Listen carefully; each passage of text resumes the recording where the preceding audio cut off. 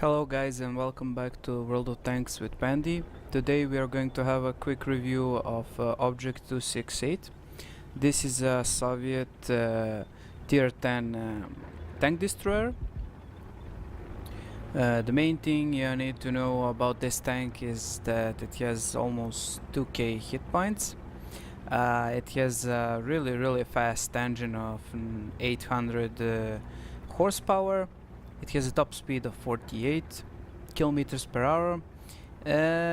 His traverse speed got nerfed. It was a lot more faster than this. Now it has 28, but I think it was 35 in last patches. The armor is more than enough to block a lot of incoming shells from any other guns. It has sloped armor from the sides of the gun in some space futuristic shape. It has like IS-7 and IS-8 this spike nose.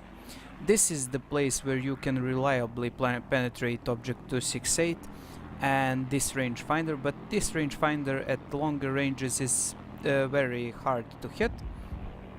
This is the best bet you can shoot it. Frontally this hull is 187, but it's sloped all around, so your best bet is to shoot this, or if it's angled like this you can shoot it here or you can shoot it here, but it needs to be like you need to watch it from this angle or from this angle. You shoot it to this pike nose, to this side of the pike nose, and you're gonna penetrate. Here is the 100mm all around, and you can basically penetrate all over there, but don't forget that this part over here counts as spaced armor, and here are the tracks. So basically your best bet to have a certain penetration is to shoot over here. You can shoot it anywhere from the back. You're gonna penetrate and do a full damage.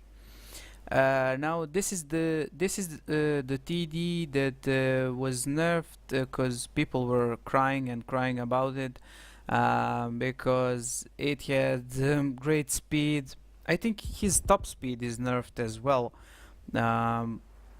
It had great speed, great traverse speed. It would almost play a role of a medium hunter, but because of the reload of the gun you would always need company.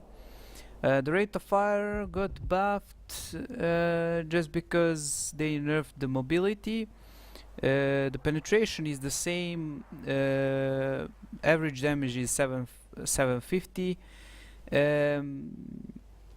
Aiming time is still okay, 2.7 for a tank destroyer. It's a great. The accuracy is 0.33, which is also very good. Penetration is hard solid 303 with regular ammo, and 395, which is mind-boggling. I don't know why it has that much penetration, because with the AP ammo you can do full damage as you please. I think the reload, the actual reload is around, I don't know, 14 seconds or 13 seconds. The rate of fire is 3.64. The other things you need to know: put those vents, put the large caliber tank gun rammer for loading time. You want a faster reload, and in my opinion, put the enhanced gun lane drive for the better aiming time. Use AP ammo, please. Like, I never use this heat ammo. I always shoot all of my shells from this gun, like only AP. My suggestion is to get that 6th Sense and Brothers in Arms on every crew member. The ammo rack is important, and the rest you can put whatever you want. I love to have some repairs at my tank destroyer, because I think they nerfed its sneaky beaky ability as well, and you get spotted a lot more in these new patches. Before it was almost like other Russian cloaking device tanks. What did I miss? Oh yeah, how do you go to the object 268? You go through this Trollolo line, through this standard Russian TD line. When you come to the SU-100, which is great practicing TD with great alpha damage, you have a split. This one tank tree that I still didn't play is Object 263, and another line is this Object 268. You play through SU-152, where they basically you played with the derp gun, which is a hell of a lot fun I had with that tank, and you shoot HE at the enemies, trolling basically. Then you come to the ISU 152, which is the best in my opinion, the best tier 8 TD.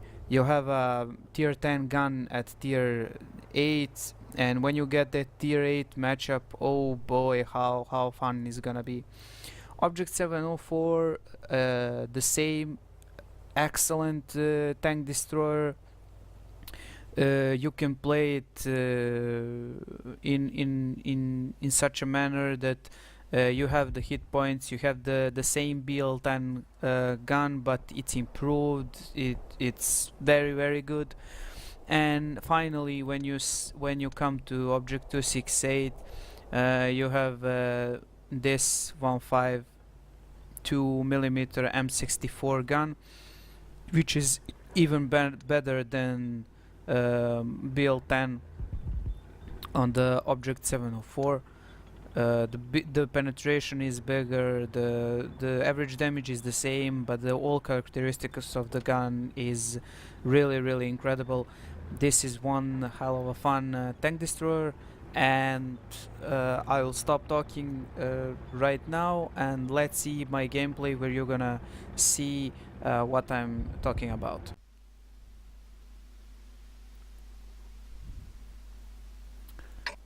This is a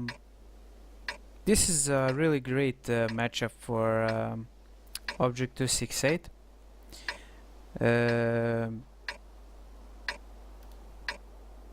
This is a Sand River standard battle.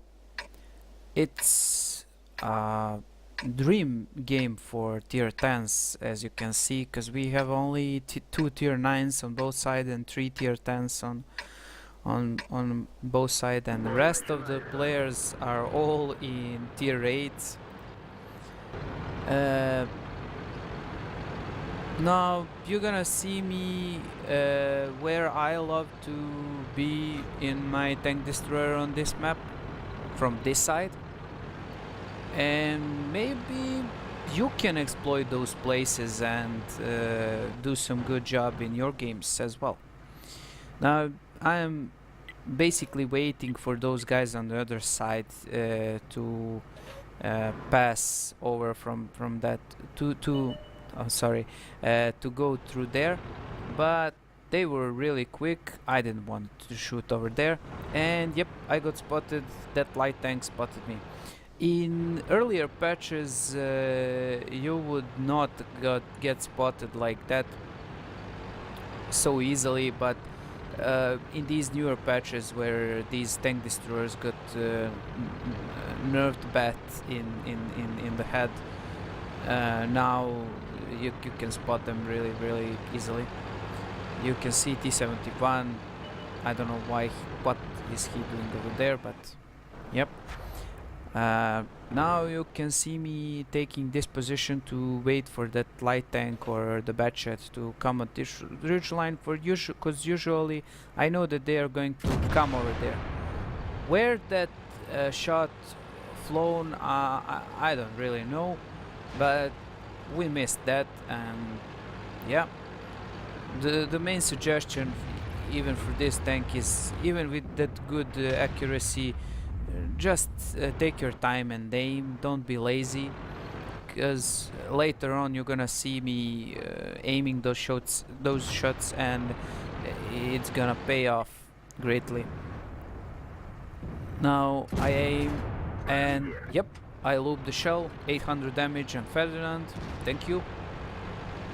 You see that our IMX 1390 did a YOLO run, spotted a lot of tanks, yep, but if you ask me, it was a waste of the tank, because this is a really good map for 1390. It has a lot of space to move and to shoot. Now you see me pretty much camping, because after the nerf path of this tank, I think that you need to play a passive role from now on in this tank. This tank doesn't have that good old maneuverability that it had, and you really need to watch out, conserve your health, take positions, use that gun, and not get shot. That FE got pummeled over there. He's basically hold down, but for our TD camping ridgeline, he's not hold down, because you can see that they can take shots at him. Now you see me getting really pissed off and bored over here. Gonna do a peekaboo to see if from this side can I spot anything or see anything else, but nope. Our second scout has died. That's how our scouts were good.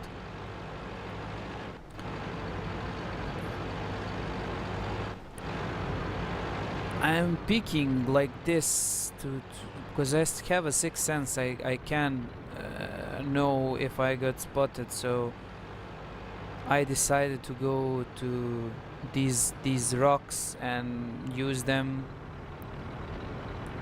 to hide. Now I see the side armor of E100 and gonna try to bounce him. Yep, from longer ranges you can bounce E100 and you can penetrate him if you aim shots like that. I was shooting for the lower plate because of his natural weakness, that is engine department that can be set on fire all the time. Now I know that people were shooting at me from here, and yeah, I got shot because of that, but at this I killed that Ferdinand, yeah. And I got shot again. So I now decide to use my low profile silhouette and hide. I'm watching around to see where are my tanks, my allied tanks. I think I got now I think I am not spotted anymore. Now you're gonna see me going to take a better position to help out these guys in the base, because the tank destroyers in the base got wrecked from these advancing guys over here. Yep, a bit of derp moment. I could have got a kill over there, but missed. And that was a really nice shot. Really nice shot. Straight on the money. Engine set on fire, and the guy got killed pretty easily. Now there was a few more tanks, but I think I need to take, yep, I want to take a better position to shoot them, because yeah, really nice shot at that IS-3 now. I don't know what this IS-8 is doing over there. I'm trying here to aim at this bossy, but he's behind the rock, I think. We had a good T-57 heavy driver that was taking opportunities to shoot people and finish them off. Now you can see the IS-3 went in that lower dune on the other side. I got spotted over here probably by that light tank, and you can see me finishing off that IS-3. And you can see that this gun would have done it even to the IS-8, not only the IS-3, because 300 and 3 penetration is more than enough to go through any armor from long distances, only if you aim and take your time. It's simple as that. Now I'm aiming again at that bossy. I was thinking that I am near him so I can see or wait for his mistake to go from his rock, and yep, I waited basically for him to make that mistake. Now at the base we have T-57 heavy, and I think, yep, M103. The bulldogs are trying to mess them up, but T-57 heavy says no. Now, well, maybe I had the shot over there, but it was a small chance. I didn't want to wave the shell, because these shells are really expensive. And we are left with Batchet, and yep, he's spotted at the north. Now the funny thing is that you're gonna see what's funny thing. Batchet, even vulnerable like that, he kills 5100. My mistake over here is that I was thinking they're gonna chase him one side, and then I can shoot him and kill him like the others. But they're gonna choose and this, I don't know how I missed this. Why didn't I pre-aim nice over there? But that's not important.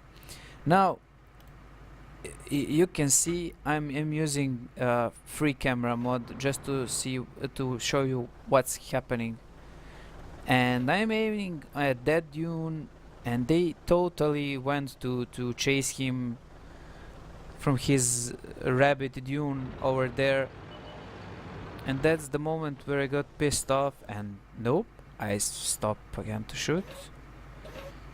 Because this guy was trolling them like hell, and they were on such a low health that I was afraid he's gonna kill them, and that the game's not gonna end very well. And you can see I stopped to aim again, and I missed. And you can guess 3 times what's gonna happen now. Yep, he killed him as well. 6 kill for that Batchet. We had so much luck that we had 2 competent heavy tanks that are capping, that they were capping from the first second they saw what is happening. You can see that Batchet is trying to provoke these guys to not cap, and I just didn't manage to kill him. I waved the shot, didn't aim it, but the cap time was ended, and we won by capping and not by killing this guy. This would be probably my 5th kill if I had the time, because he was finally on the open for me, and I finally had the chance to snipe him. And now let's go and see those post-game stats. And here are the post-game stats for that game. We got High Caliber Matter, Bruiser, Fire for Effect, Duelist, Arsonist, and Fighter. We managed to damage and kill 8 people. We did 5260 damage. We had 1700 of assistance damage. We earned 13 K credits non-premium in tier 10 game. We were best on damage, best on experience, the most kills in the game. No, from on my team I had the most kills. Sorry, that Batchet at the end has 6 kill. Basically, I wanted to showcase you that you can shoot tier 10s, tier 9s, tier 8s. Basically, every single tank can get penetrated by this gun if you aim and if you're steady. So I will not talk anything else. You saw the garage stats, you saw basically the playstyle you want to have. Like, you don't need to be hardcore camper, but in the first minutes you don't need to go and rush up somewhere to get pummeled by everyone, but you can take your time and take positions one by one. When you saw that I eliminated that E100, basically my heavy tanks were charging from the other side because there weren't anymore that big E100 to scare them off or to slam them. And he got the support from his ridgeline of TDs, which I also pummeled from that position in the middle of the map. And I hope you guys gonna exploit that part of the map on Sand River as well, and use it with scout or with low profile TDs, because as you can see, it's really effective and you can really do much damage and help your team out. For no other things to say, thank you guys for watching, and I see you soon.